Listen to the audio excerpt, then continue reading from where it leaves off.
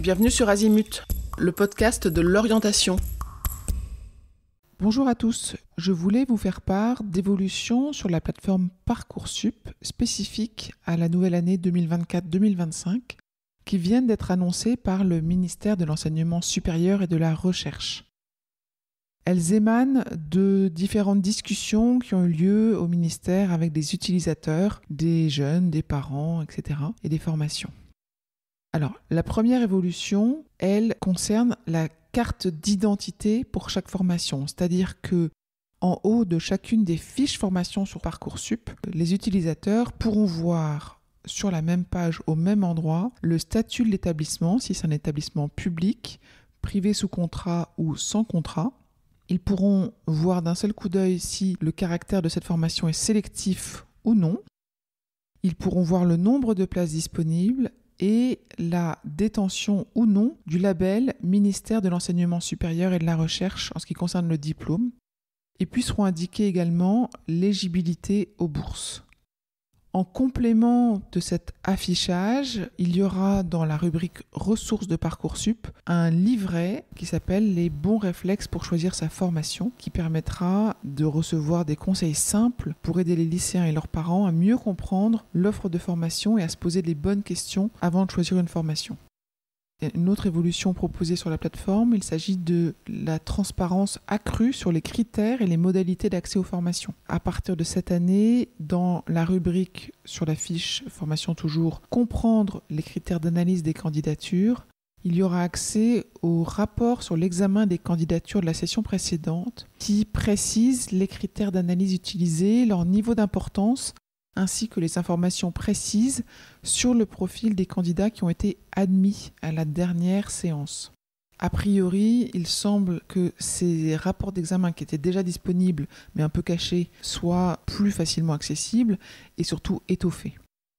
Et puis, il y aura une rubrique vraiment intéressante qui s'appelle « Visualiser les chiffres d'accès à la formation » qui va afficher le type de baccalauréat, général, technologique ou professionnel, le profil des lycéens qui ont pu recevoir des propositions et qui ont intégré la formation au cours des 3 dernières années. On y verra le choix de parcours au lycée, que ce soit les enseignements de spécialité, les séries ou les spécialités, et le niveau scolaire en classe de terminale.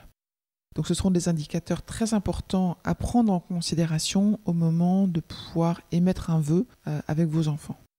J'ai vu les premiers écrans qui ont l'air tout à fait prometteurs en termes d'ergonomie, ça a l'air assez limpide. Troisième élément, une information enrichie sur les débouchés professionnels, donc à l'issue de la formation. C'est une évolution majeure, c'était déjà le cas auparavant pour les BTS et les licences professionnelles, mais maintenant c'est étendu aux licences générales, aux BTS agricoles, aux écoles d'ingénieurs, de commerce, de management. Ce qui fait que 75% des formations qui seront présentes sur Parcoursup proposeront des données sur l'insertion professionnelle, qui est un atout précieux pour guider le choix des jeunes et de leurs familles vers ces formations. Enfin, le calendrier de la session a été repensé pour réduire l'attente et l'incertitude des candidats. Donc la phase principale d'admission débutera le 2 juin 2025, donc c'est le moment où les candidats reçoivent les réponses des formations. Et le classement de ces vœux en attente, pour ceux qui auront des vœux en attente, il interviendra plus tôt cette année, il interviendra entre le 6 et le 10 juin, donc c'est rapide, de manière à accélérer le processus et permettre qu'un maximum de lycéens puissent recevoir au moins une proposition d'admission avant les épreuves écrites au baccalauréat. Les nouveautés que je viens d'expliciter, elles seront visibles à partir du 18 décembre, qui est la date d'ouverture de la plateforme avec les nouvelles données, des nouvelles formations, les chiffres actualisés de la formation en fonction de la dernière séquence. Et à partir de là, donc c'est une phase de consultation pour tout le monde et les parents et les élèves de toutes les classes peuvent y aller. Mais pour ceux qui sont en réorientation ou pour les futurs bacheliers, donc ceux qui sont en terminale, à ce moment-là, à partir du 15 janvier, il y aura la possibilité de s'inscrire, créer son dossier et de formuler ses vœux. Ce sont encore des améliorations apportées à la plateforme Parcoursup. N'hésitez pas à aller prendre connaissance de la plateforme dès maintenant et puis vous verrez les évolutions à partir du 18 décembre. Voilà. Et même si votre enfant n'est pas concerné cette année par Parcoursup, c'est un super outil, je vous le rappelle, avec une vraie mine d'informations sur les formations. N'hésitez pas à nous contacter si vous avez des difficultés. À bientôt. Je vous retiens quelques instants.